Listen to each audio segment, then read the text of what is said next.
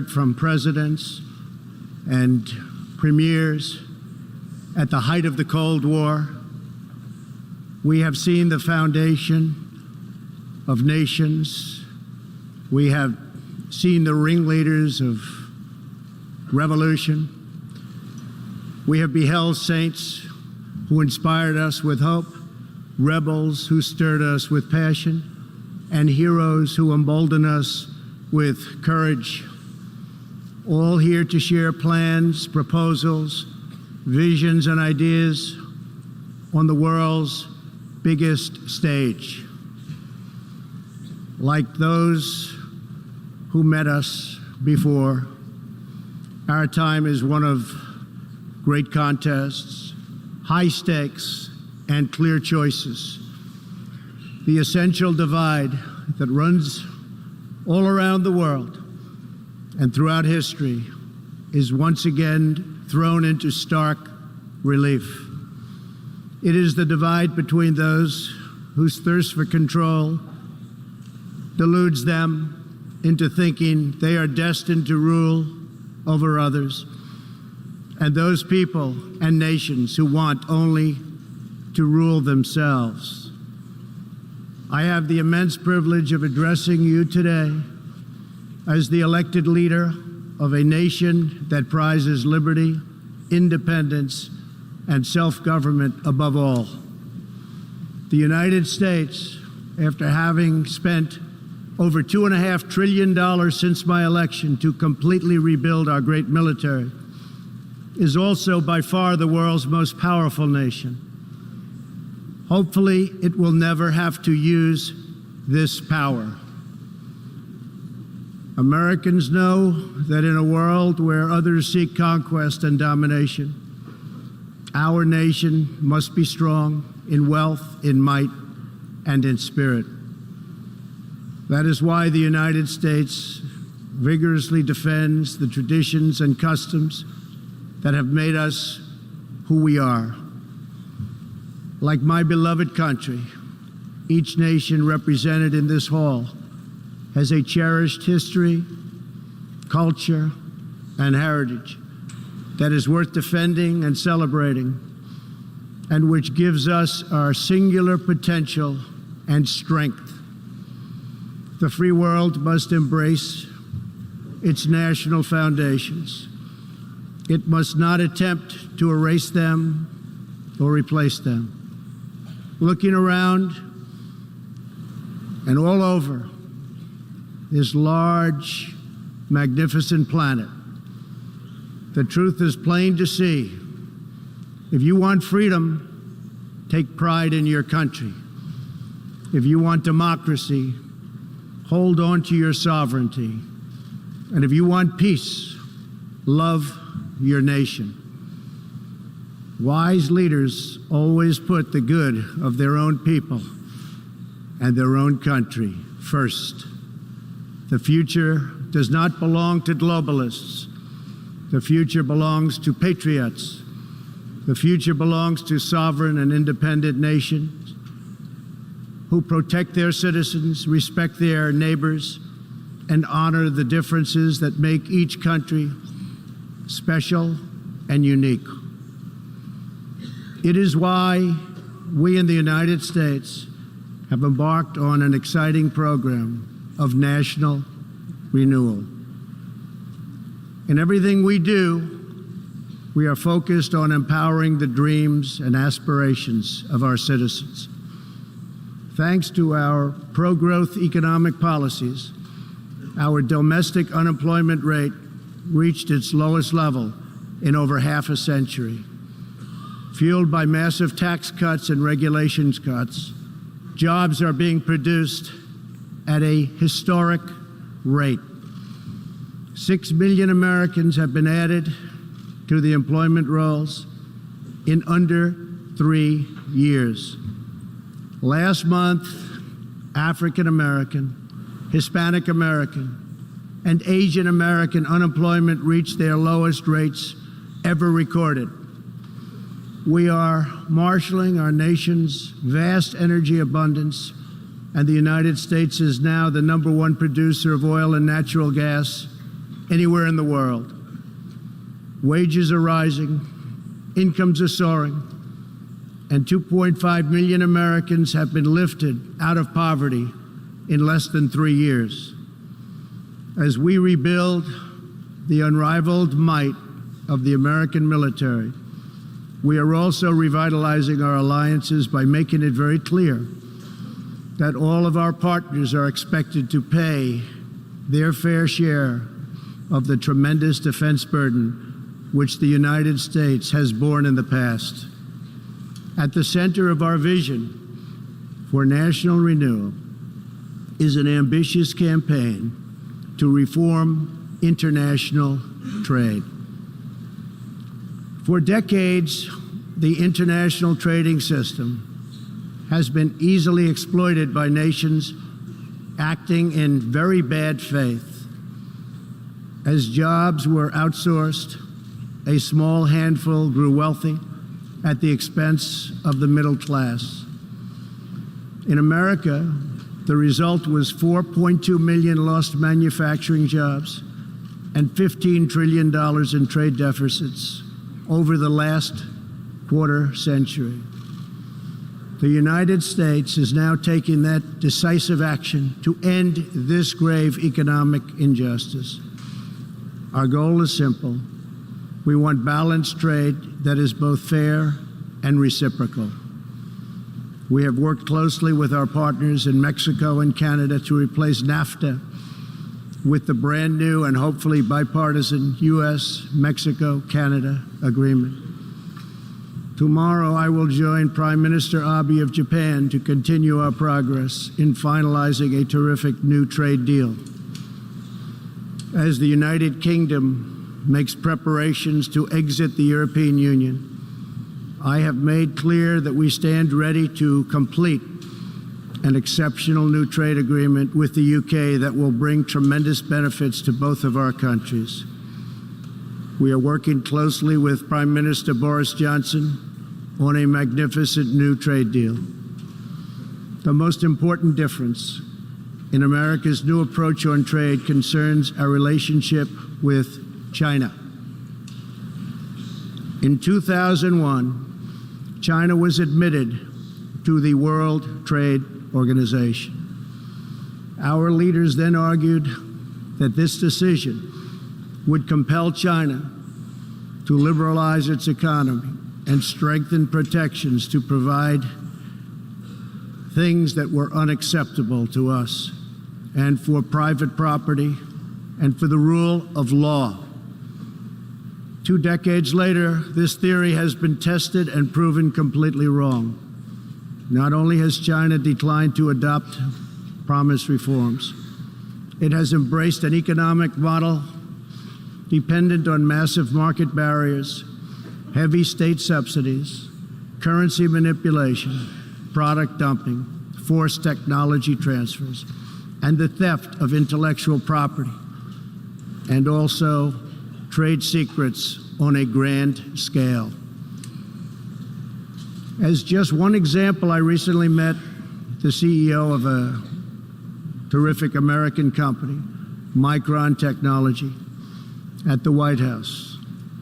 Micron produces memory chips used in countless electronics. To advance the Chinese government's 5-year economic plan, a company owned by the Chinese state allegedly stole Micron's designs, valued at up to $8.7 billion. Soon, the Chinese company obtains patents for nearly an identical product, and Micron was banned from selling its own goods in China. But we are seeking justice. The United States lost 60,000 factories after China entered the WTO. This is happening to other countries all over the globe. The World Trade Organization needs drastic change. The second largest economy in the world should not be permitted to declare itself a developing country in order to game the system at others' expense. For years, these abuses were tolerated, ignored, or even encouraged. Globalism exerted a religious pull over past leaders, causing them to ignore their own national interests. But as far as America is concerned, those days are over. To confront these unfair practices, I placed massive tariffs on more than $500 billion worth of Chinese-made goods. Already, as a result of these tariffs, supply chains are relocating back to America and to other nations, and billions of dollars are being paid to our Treasury. The American people are absolutely committed to restoring balance to our relationship with China. Hopefully, we can reach an agreement that will be beneficial for both countries. But as I have made very clear, I will not accept a bad deal for the American people. As we endeavor to stabilize our relationship, we're also carefully monitoring the situation in Hong Kong. The world fully expects that the Chinese government will honor its binding treaty made with the British and registered with the United Nations, in which China commits to protect Hong Kong's freedom, legal system, and democratic ways of life. How China chooses to handle the situation will say a great deal about its role in the world in the future. We are all counting on President Xi as a great leader.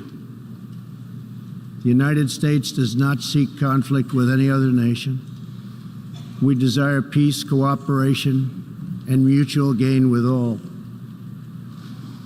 But I will never fail to defend America's interests.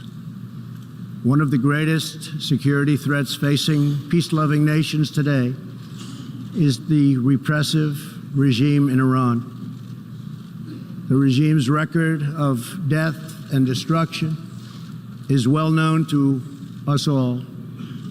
Not only is Iran the world's #1 state sponsor of terrorism, but Iran's leaders are fueling the tragic wars in both Syria and Yemen. At the same time, the regime is squandering the nation's wealth and future in a fanatical quest for nuclear weapons and the means to deliver them. We must never allow this to happen. To stop Iran's path to nuclear weapons and missiles, I withdrew the United States from the terrible Iran nuclear deal, which has very little time remaining, did not allow inspection of important sites, and did not cover ballistic missiles. Following our withdrawal, we have implemented severe economic sanctions on the country. Hoping to free itself from sanctions, the regime has escalated its violent and unprovoked aggression. In response to Iran's recent attack on Saudi Arabian oil facilities, we just imposed the highest level of sanctions on Iran's central bank and sovereign wealth fund. All nations have a duty to act. No responsible government should subsidize Iran's bloodlust. As long as Iran's menacing behavior continues, sanctions will not be lifted. They will be tightened. Iran's leaders will have turned a proud nation into just another cautionary tale of what happens when a ruling class abandons its people and embarks on a crusade for personal power and riches. For 40 years, the world has listened to Iran's rulers as they lash out at everyone else for the problems they alone have created. They conduct ritual chants of death to America and traffic in monstrous anti-Semitism.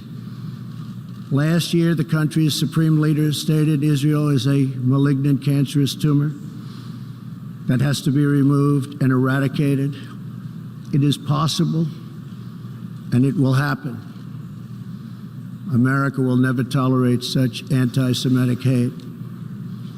Fanatics have long used hatred of Israel to distract from their own failures. Thankfully, there is a growing recognition in the wider Middle East that the countries of the region share common interests in battling extremism and unleashing economic opportunity. That is why it is so important to have full, normalized relations between Israel and its neighbors. Only a relationship built on common interests, mutual respect, and religious tolerance can forge a better future. Iran's citizens deserve a government that cares about reducing poverty, ending corruption, and increasing jobs, not stealing their money to fund and massacre abroad and at home. After 4 decades of failure, it is time for Iran's leaders to step forward and to stop threatening other countries and focus on building up their own country.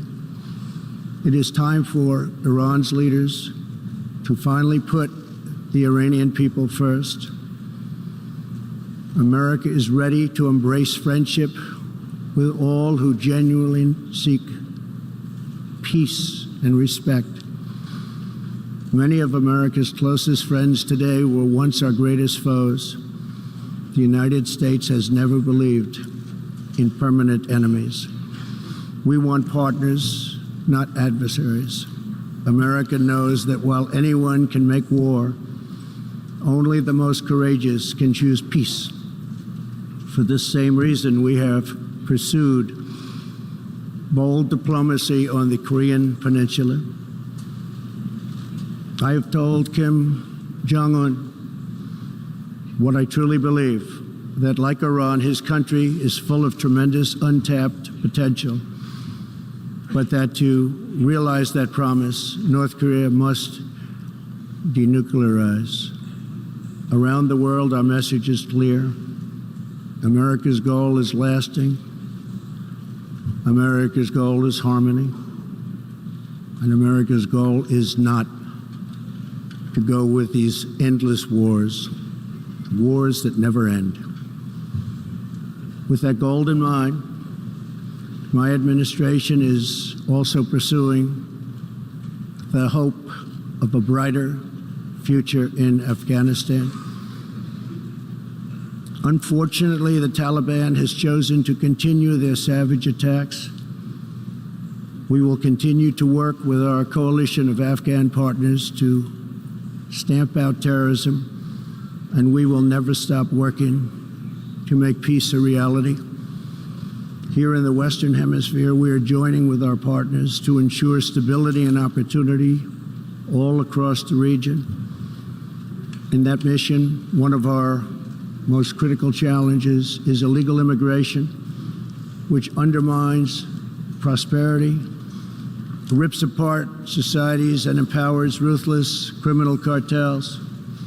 Mass illegal migration is unfair, unsafe, and unsustainable for everyone involved. The sending countries and the depleted countries, and they become depleted very fast, but their youth is not taken care of, and human capital goes to waste. The receiving countries are overburdened with more migrants than they can responsibly accept, and the migrants themselves are exploited, assaulted, and abused by vicious coyotes. Nearly 1/3 of women who make the journey north to our border are sexually assaulted along the way. Yet here in the United States and around the world, there is a growing cottage industry of radical activists and non-governmental organizations that promote human smuggling. These groups encourage illegal migration and demand erasure of national borders. Today I have a message for those open border activists who cloak themselves in the rhetoric of social justice. Your policies are not just. Your policies are cruel and evil. You are empowering criminal organizations that prey on innocent men, women, and children. You put your own false sense of virtue before the lives, well-being, and countless innocent people. When you undermine border security, you are undermining human rights and human dignity. Many of the countries here today are coping with the challenges of uncontrolled migration. Each of you has the absolute right to protect your borders, and so, of course, does our country. Today, we must resolve to work together to end human smuggling, end human trafficking, and put these criminal networks out of business for good. To our country, I can tell you sincerely, we are working closely with our friends in the region, including Mexico, Canada, Guatemala, Honduras, El Salvador, and Panama, to uphold the integrity of borders and ensure safety and prosperity for our people. I would like to thank President López Obrador of Mexico for the great cooperation we are receiving and for right now putting 27,000 troops on our southern border. Mexico is showing us great respect, and I respect them in return. The U.S., we have taken very unprecedented action to stop the flow of illegal immigration. To anyone conducting crossings of our border illegally, please hear these words. Do not pay the smugglers. Do not pay the coyotes. Do not put yourself in danger. Do not put your children in danger, because if you make it here, you will not be allowed in. You will be promptly returned home. You will not be released into our country. As long as I am President of the United States, we will enforce our laws and protect our borders. For all of the countries of the Western Hemisphere, our goal is to help people invest in the bright futures of their own nation. Our region is full of such incredible promise, dreams waiting to be built, and national destinies for all. And they are waiting also to be pursued. Throughout the hemisphere, there are millions of hardworking, patriotic young people eager to build, innovate, and achieve. But these nations cannot reach their potential if a generation of youth abandon their homes in search of a life elsewhere. We want every nation in our region to flourish and its people to thrive in freedom and peace. In that mission, we are also committed to supporting those people in the Western Hemisphere who live under brutal oppression, such as those in Cuba, Nicaragua, and Venezuela. According to a recent report from the UN Human Rights Council, women in Venezuela stand in line for 10 hours a day waiting for food. Over 15,000 people have been detained as political prisoners. Modern-day death squads are carrying out thousands of extrajudicial killings. The dictator Maduro is a Cuban puppet protected by Cuban bodyguards, hiding from his own people, while Cuba plunders Venezuela's oil wealth to sustain its own corrupt communist rule. Since I last spoke in this hall, the United States and our partners have built a historic coalition of 55 countries that recognize the legitimate government of Venezuela. To the Venezuelans trapped in this nightmare, Please know that all of America is united behind you. The United States has vast quantities of humanitarian aid ready and waiting to be delivered. We're watching the Venezuela situation very closely. We await the day when democracy will be restored, when Venezuela will be free, and when liberty will prevail throughout this hemisphere. One of the most serious challenges our countries face is the specter of socialism. It's the wrecker of nations and destroyer of societies. Events in Venezuela remind us all that socialism and communism are not about justice. They are not about equality. They are not about lifting up the poor. And they are certainly not about good of the nation. Socialism and communism are about one thing only: power for the ruling class. Today I repeat a message for the world that I have delivered at home. America will never be a socialist country. In the last century, socialism and communism killed 100 million people. Sadly, as we see in Venezuela, the death toll continues in this country. These totalitarian ideologies, combined with modern technology, have the power to excise new and disturbing forms of suppression and domination. For this reason, the United States is taking steps to better screen foreign technology and investments, and to protect our data and our security. We urge every nation present to do the same. Freedom and democracy must be constantly guarded and protected, both abroad and from within. We must always be skeptical of those who want conformity and control. Even in free nations, we see alarming signs and new challenges to liberty. A small number of social media platforms are acquiring immense power over what we can see and over what we are allowed to say. A permanent political class is openly disdainful, dismissive, and defiant of the will of the people. A faceless bureaucracy operates in secret and weakens democratic rule.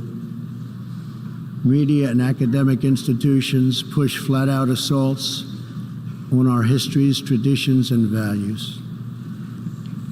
In the United States, my administration has made clear to social media companies that we will uphold the right of free speech. A free society cannot allow social media giants to silence the voices of the people, and a free people must never, ever be enlisted in the cause of silencing, coercing, canceling, or blacklisting their own neighbors. As we defend American values, we affirm the right of all people to live in dignity. For this reason, my administration is working with other nations to stop criminalizing of homosexuality, and we stand in solidarity with LGBTQ people who live in countries that punish, jail, or execute individuals based upon sexual orientation. We are also championing the role of women in our societies. Nations that empower women are much wealthier, safer, and much more politically stable. It is therefore vital not only to a nation's prosperity, but also is vital to its national security to pursue women's economic development. Guided by these principles, my administration launched the Women's Global Development and Prosperity Initiatives. The WGDP is the first ever government-wide approach to women's economic empowerment, working to ensure that women all over the planet have the legal right to own and inherit property, work in the same industries as men, travel freely, and access credit and institutions. Yesterday, I was also pleased to host leaders for a discussion about an ironclad American commitment protecting religious leaders and also protecting religious freedom. This fundamental right is under growing threat around the world. Hard to believe, but 80% of the world's population lives in countries where religious liberty is in significant danger or even completely outlawed. Americans will never fire or tire in our effort to defend and promote freedom of worship and religion.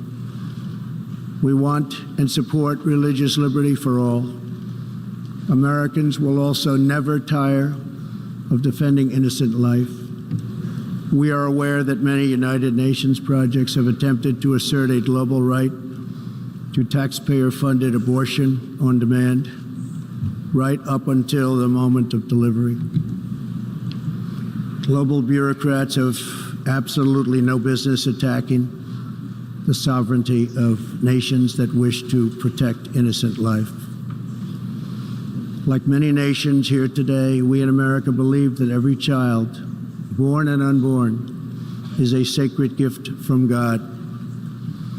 There is no circumstance under which the United States will allow international entries to trample on the rights of our citizens, including the right to self-defense. That is why this year I announced that we will never ratify the UN Arms Trade Treaty, which would threaten the liberties of law-abiding American citizens. The United States will always uphold our constitutional right to keep and bear arms. We will always uphold our Second Amendment. The core rights and values America defends today were inscribed in America's founding documents. Our nation's founders understood that there will always be those who believe they are entitled to wield power and control over others. Tyranny advances under many names and many theories, but it always comes down to the desire for domination. It protects not the interests of many, but the privilege of few. Our founders gave us a system designed to restrain this dangerous impulse. They chose to entrust American power to those most invested in the fate of our nation, a proud and fiercely independent people. The true good of a nation can only be pursued by those who love it, by citizens who are rooted in its history, who are nourished by its culture, committed to its values, attached to its people, and who know that its future is theirs to build or theirs to lose. Patriots see a nation and its destiny in ways no one else can. Liberty is only preserved, sovereignty is only secured, democracy is only sustained, greatness is only realized by the will and devotion of patriots. In their spirit is found the strength to resist oppression, the inspiration to forge legacy, the goodwill to seek friendship, and the bravery to reach for peace. Love of our nations makes the world better for all nations. So to all the leaders here today, join us in the most fulfilling mission a person could have, the most profound contribution anyone can make.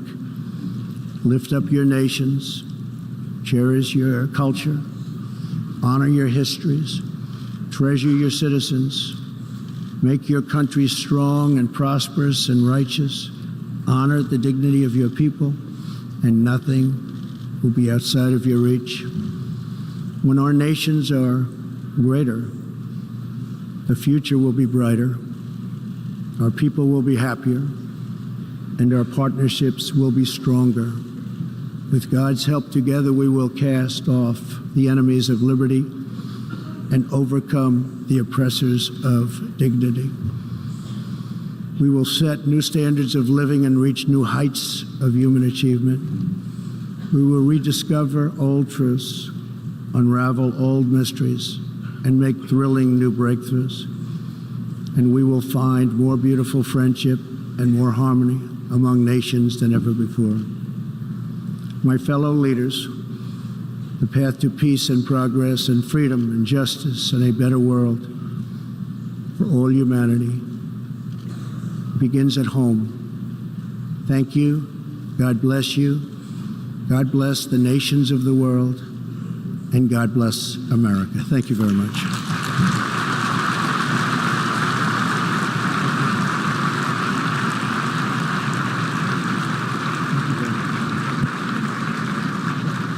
On behalf of the General Assembly, I wish to thank the President of the United States of America for the statement just made.